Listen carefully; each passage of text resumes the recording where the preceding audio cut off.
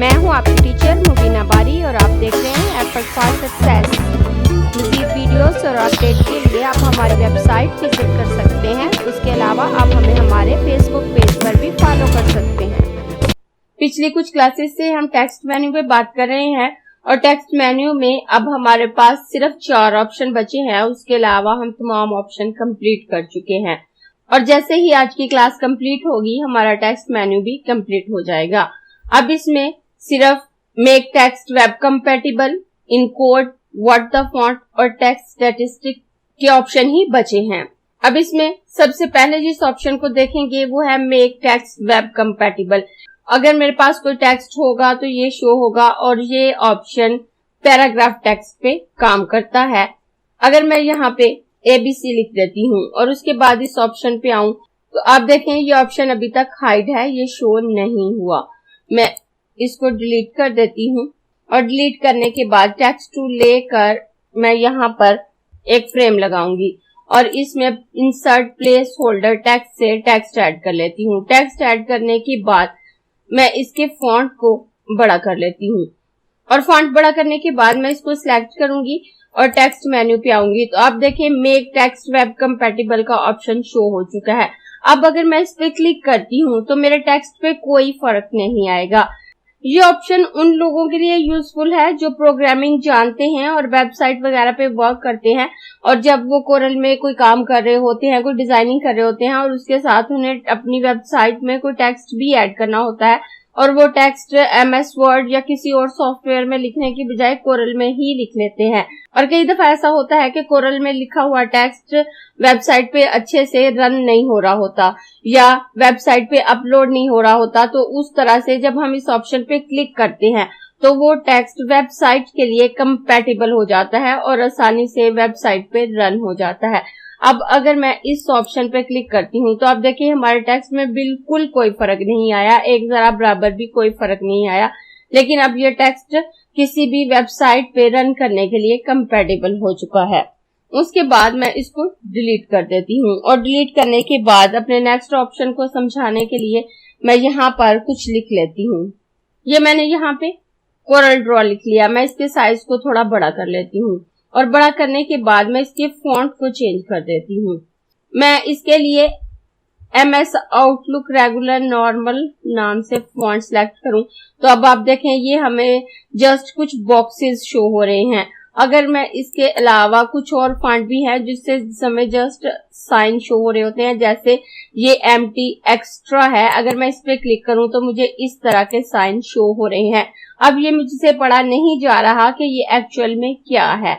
कुछ इस तरह के टेक्स्ट होते हैं जो इस तरह की लैंग्वेजेस में होते हैं जो नहीं पढ़े जा रहे होते या उन पे कुछ इस तरह के फॉन्ट अप्लाई होते हैं जो कि हैंडराइटिंग स्टाइल में होते हैं और हम ठीक से पढ़ नहीं पाते कि ये एक्चुअल में क्या लिखा हुआ है, तो हम अपने इनकोडिंग ऑप्शन से हेल्प ले लेते हैं। मैं इसको सिलेक्ट करूंगी और टेक्स्ट टूल में आऊंगी और टेक्स्ट टूल में आकर इनकोडिंग ऑप्शन पे क्लिक करूंगी और जब मैं इनकोडिंग ऑप्शन पे क्लिक करूंगी तो जो टेक्स्ट मेरे पास होगा मुझे यहाँ पे उसका प्रीव्यू नजर आ रहा होगा और यहाँ पे करंट शो हो रहा होगा। और अगर मैं देखना चाहती हूँ कि अदर कोडिंग में ये किस तरह से शो होगा तो मैं यहाँ से अदर ऑप्शन पे क्लिक करूंगी और उसके बाद मैं डिफरेंट ऑप्शन पे क्लिक करके देख सकती हूँ। अगर मैं ये इस वक्त ग्रीक स्टाइल में है, अगर मैं लैटिन स्टाइल में क्लिक करूं तो ये इसी तरह से शो हो रहा है। अगर मैं अरेबिक में देखती हूँ तो ये मुझे कोरल ड्रॉ पड़ा जा रहा है। इसके बाद नीचे बटैलिक है, अगर मैं इस पे क्लिक करती हूँ तो वापस इस तरह से शो होगा। अगर मैं जापानीज पे आती हूँ तो वापस कोरल ड्रॉ शो हो रहा है। इस तरह से अगर कोई टेक्स्ट आपके लिए रीडेबल नहीं है, आपको ठीक से समझ नहीं आ रहा, तो आप इनकोडिंग ऑप्शन से हेल्प लेकर उसे ठीक से रीड कर सकते हैं। मैं इसको डिलीट कर देती हूँ। उसके बाद next option what the font है। अगर आपके पास कोई इमेज है और उसमें कोई फॉन्ट यूज हुआ है लेकिन आप नहीं जानते कि ये कौन सा फॉन्ट है, तो इस ऑप्शन से आप उस फॉन्ट को आइडेंटिफाई कर सकते हैं। जैसे आपका क्लाइंट आपको कोई फॉन्ट देता है और वो अपना नेक्स्ट काम उसी फॉन्ट में चाहता है, लेकिन आपको नहीं पता कि किसी पहले डिजाइनर ने उस पे कौन सा फॉन्ट यूज किया है, तो आप उसको व्हाट द फॉन्ट ऑप्शन से आइडेंटिफाई कर सकते हैं। मैं यहाँ पहले एक इमेज इंपोर्ट कर लेती हूँ।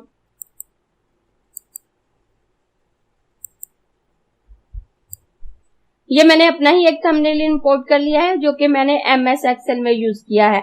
लेकिन अगर मैं खुद का बनाया हुआ कुछ इंपोर्ट ना भी करूं, मैं नेट से कुछ डाउनलोड करती हूं और जानना चाहती हूं कि उसमें कौन सा फॉन्ट है, या मेरा क्लाइंट मुझे कोई वर्क देता है और उसमें कोई वो फॉन्ट डिमांड करता है कि मुझे ऐसा ही फॉन्ट चाहिए, तो उस फॉन्ट को आइडेंटिफाई करने के लिए मैं व्हाट द फॉन्ट ऑप्शन से हेल्प लूंगी।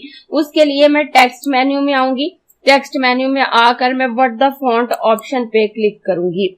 जब मैं इस पे क्लिक करूंगी तो मेरे माउस का कर्सर इस तरह से हो जाएगा और इसके साथ लिखा हुआ आ रहा है click and drag to select a new capture area, कि जिस एरिया को आप कैप्चर करना चाहते हैं उसको सिलेक्ट करें। यहाँ मैं अपने चैनल के नाम वाले एरिया को ही कैप्चर कर लेती हूँ और यहाँ इतने एरिया को मैं सिलेक्ट कर लेती हूँ। जैसे ही सिलेक्ट करूंगी मेरा बाकी एरिया हाइड हो जाएगा और ये एरिया हाईलाइट हो जाएगा।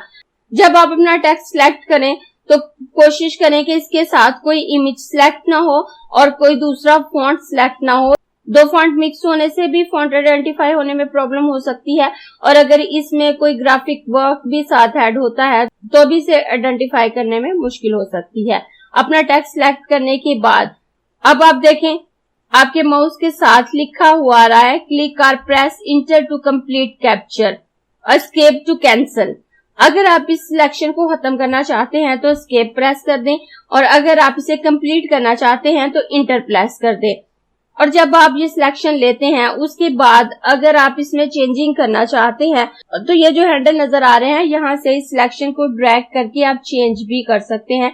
जैसे अगर मैं इसे यहाँ से ज्यादा करूँ तो ज्यादा कर सकती हूँ और वापस कम करूँ तो कम कर सकती हूँ। और उसके बाद मैं अपने कीबोर्ड से इंटर प्रेस करूंगी और जैसे ही मैं इंटर प्रेस करूंगी मेरे सामने इस तरह की वेबसाइट ओपन होगी। और अगर आपके सिस्टम की कॉन्फ़िगरेशन अच्छी है और आपका नेट ज्यादा स्पीड से काम करता है तो ये फौरन से ओपन हो जाएगी। और अगर आपका नेट स्लो है या आपके सिस्टम की कॉन्फ़िगरेशन अच्छी नहीं है तो इसे ओपन होने में थोड़ा टाइम लग सकता है। और जैसे ही ये वेबसाइट ओपन होगी तो आप देखें जो एरिया मैंने सिलेक्ट किया था वो यहाँ पे शो हो रहा है। और उसके बाद यहाँ पे नीचे इस तरह का एरो नजर आ रहा है। कई दफा यहाँ पे नेक्स्ट लिखा हुआ नजर आता है और कई दफा इस तरह का एरो। अगर नेक्स्ट लिखा हुआ आए तो उस पे क्लिक कर दीजिए और अगर इस तरह का एरो नजर आए तो इस पे क्लिक कर दीजिए। और क्लिक करने के बाद थोड़ी देर लोडिंग होगी, देखें लोडिंग हो रही है और उसके बाद आपके सामने आपके फॉन्ट नजर आ जाएंगे। ये सबसे पहले जो फॉन्ट मुझे शो हो रहा है वो लुसिडा कैलीग्राफी है और मैंने यही फॉन्ट यूज किया हुआ है। उसके अलावा इससे मिलते जुलते नीचे जितने भी फॉन्ट होंगे वो आपको शो हो रहे होंगे। तो यहाँ से आपको पता चल जाएगा कि ये कौन सा फॉन्ट है और अगर वो फॉन्ट आपके सिस्टम में मौजूद है तो आप उसको यूज कर सकते हैं और अगर सिस्टम में मौजूद नहीं है तो उसके साथ उसकी प्राइस भी दी हुई है और अगर आप उसे परचेज करना चाहें तो कर सकते हैं। लेकिन अगर आप उसे परचेज नहीं करना चाहते तो नीचे उससे मिलते जुलते काफी सारे फॉन्ट दिए होते हैं और उनमें से कोई फॉन्ट आप यूज कर सकते हैं जो कि बिल्कुल उससे मिलता हो, ज्यादा फर्क ना लगे, ताकि आपका क्लाइंट मुतमिन हो जाए या आप खुद से अपने काम में कोई क्रिएटिविटी चाहते हैं तो वो आप कर सकें। इस तरह से आप इजीली इन फॉन्ट को आइडेंटिफाई कर सकते हैं। उसके बाद मैं इसको क्लोज कर देती हूँ और क्लोज करने के बाद अपने इस इमेज को डिलीट कर देती हूँ। और डिलीट करने के बाद अगर आप कोरल ड्रॉ यूज नहीं करते तो भी आप फॉन्ट को आइडेंटिफाई कर सकते हैं। लेकिन अगर आप किसी और सॉफ्टवेयर में काम कर रहे हैं और फॉन्ट को आइडेंटिफाई करना चाह रहे हैं या टेक्स्ट मेन्यू में मौजूद व्हाट द फॉन्ट ऑप्शन आपका वर्क नहीं कर रहा किसी वजह से, तो भी आप फॉन्ट को आइडेंटिफाई कर सकते हैं। आप डायरेक्ट गूगल पे जाकर व्हाट द फॉन्ट या myfont.com सर्च कर सकते हैं। मैं यहाँ से गूगल क्रोम ओपन कर लेती हूँ और ओपन करने के बाद मैं यहाँ व्हाट द फॉन्ट लिख लेती हूँ और लिखने के बाद इस पे क्लिक करूंगी और उसके बाद व्हाट द फॉन्ट या माय फॉन्ट नाम के फर्स्ट ऑप्शन पे ही क्लिक करूंगी तो मेरे पास इस तरह की वेबसाइट ओपन हो जाएगी। अब मैं थोड़ा सा नीचे जाके देखूं तो drop an image here to identify the font. अगर आप कोरल में काम करते हुए अपने इमेज में से कुछ एरिया सिलेक्ट करते हैं तो वो डायरेक्ट यहाँ पे आ जाता है। लेकिन अगर आप कोरल से ये ऑप्शन यूज नहीं करते तो फिर आपके पास इस तरह की स्क्रीन आती है और यहाँ पे लिखा हुआ होता है drop an image here to identify the font. आप यहाँ पे ड्रैग करके भी अपने इमेज को ला सकते हैं या यहाँ पे क्लिक करके इसको इंपोर्ट कर सकते हैं। अगर मैं इसको मिनिमाइज करती हूँ और कोरल को भी मिनिमाइज कर लेती हूँ और उसके बाद इन थंबनेल में आकर मैं उसी एक्सेल थंबनेल को यहाँ पर ड्रैग कर देती हूँ। तो कुछ देर लोडिंग होने के बाद आपके सामने इस तरह से पेज ओपन हो जाएगा। जब तक लोडिंग हो रही हो आपको वेट करना पड़ेगा और उसके बाद आप जितने एरिया को कैप्चर करना चाहते हैं, जितने एरिया के फॉन्ट को आइडेंटिफाई करना चाहते हैं, कर सकते हैं। जैसे मेरे फर्स्ट वर्ड पे सिलेक्शन है, अगर मैं अपने किसी और एरिया को सिलेक्ट करना चाहती हूँ तो जहां पे भी क्लिक करूंगी वहीं से मैं सिलेक्शन कर सकती हूँ। और अगर मैं इसी फॉन्ट को सिलेक्ट करना चाहूँ जो मैंने पहले किया था तो कर सकती हूँ। मैं इसे यहाँ से ड्रैग करके इस पूरे एरिया को भी सिलेक्ट कर सकती हूँ। यहाँ मैं अपने चैनल का नाम ही सिलेक्ट कर लेती हूँ जो पहले मैंने कोरल में सिलेक्ट किया था। मैं डायरेक्ट इस वेबसाइट पे सिलेक्ट कर रही हूँ और उसके बाद मैं इस एरो पे क्लिक कर दूंगी और वापस कुछ देर लोडिंग होने के बाद मुझे मेरे फॉन्ट यहाँ पे शो होने लगेंगे। तो अब देखिए यहाँ मुझे वापस मेरे फॉन्ट का नाम शो हो रहा है और उसके साथ मेरा इमेज भी शो हो रहा है। इस तरह से आप कोरल ड्रा से भी ये ऑप्शन यूज करके किसी फॉन्ट को आइडेंटिफाई कर सकते हैं, या आप डायरेक्ट गूगल पर व्हाट द फॉन्ट या myfont.com के नाम से सर्च करके अपने इमेज को वहां ड्रैग करके और जिस एरिया के फॉन्ट को आप आइडेंटिफाई करना चाहते हैं उसको सिलेक्ट करके आइडेंटिफाई कर सकते हैं। मैं इसको बंद कर देती हूँ और वापस कोरल पे आती हूँ और टेक्स्ट टूल लेकर यहाँ पे एक फ्रेम लगाऊंगी और इसमें इंसर्ट प्लेस होल्डर टेक्स्ट से टेक्स्ट ऐड कर लेती हूँ और यहाँ से इसके फॉन्ट को ज्यादा कर लेती हूँ और फॉन्ट के साइज को बड़ा करने के बाद मैं टेक्स्ट मेन्यू पे आऊंगी और यहाँ पे सबसे लास्ट ऑप्शन हमारे पास टेक्स्ट स्टैटिस्टिक का है। ये टेक्स्ट मेन्यू का भी लास्ट ऑप्शन है और हमारी आज की क्लास का भी लास्ट ऑप्शन है। अगर मैं इस पे क्लिक करती हूँ तो आप देखें जो टेक्स्ट मेरे पास मौजूद है यहाँ मुझे इसकी तमाम डिटेल शो हो रही है। इसमें पैराग्राफ कितने हैं, 4 लाइन्स, एज है, वर्ड 330 है, कैरेक्टर 2092 है, फॉन्ट जो इसमें यूज हुआ है मैक गॉथिक है। यहाँ पे मेरे टेक्स्ट से रिलेटेड जितनी इंफॉर्मेशन होंगी वो मुझे शो हो जाएंगी। टेक्स्ट स्टैटिस्टिक के ऑप्शन का मजीद और कोई यूज नहीं है। इससे जस्ट हम अपने टेक्स्ट की इंफॉर्मेशन ले सकते हैं कि जो टेक्स्ट हमारे पास है उसमें कितनी लाइन्स हैं, कितने पैराग्राफ हैं, कितने कैरेक्टर हैं, कितने वर्ड हैं, कौन सा फॉन्ट यूज हुआ है। मैं इसको क्लोज कर देती हूँ और इसके साथ ही हमारा टेक्स्ट मेन्यू कंप्लीट हो जाता है। मैंने टेक्स्ट टूल और टेक्स्ट मेन्यू में मौजूद तमाम ऑप्शन को पूरी डिटेल के साथ आपको बताने की कोशिश की है। उसके बावजूद अगर कोई ऑप्शन आपको समझ में नहीं आया या कोई ऑप्शन नया आपके सामने आता है या कोई ऑप्शन मिस लगता है तो आप नीचे कमेंट बॉक्स में लिख कर पूछ सकते हैं और मैं कोशिश करूंगी कि आपको जो भी प्रॉब्लम हो उसे सॉल्व कर सकूं। अगर आपको ये क्लास पसंद आई है तो लाइक कीजिए, अपने दोस्तों के साथ शेयर भी कीजिए ताकि वो भी सीख सकें। आप अपने क्वेश्चंस और व्यूज नीचे कमेंट बॉक्स में लिख सकते हैं और अगर आपने चैनल सब्सक्राइब नहीं किया तो प्लीज सब्सक्राइब कीजिए ताकि आपको आने वाली वीडियोस का नोटिफिकेशन फौरन से मिल सके।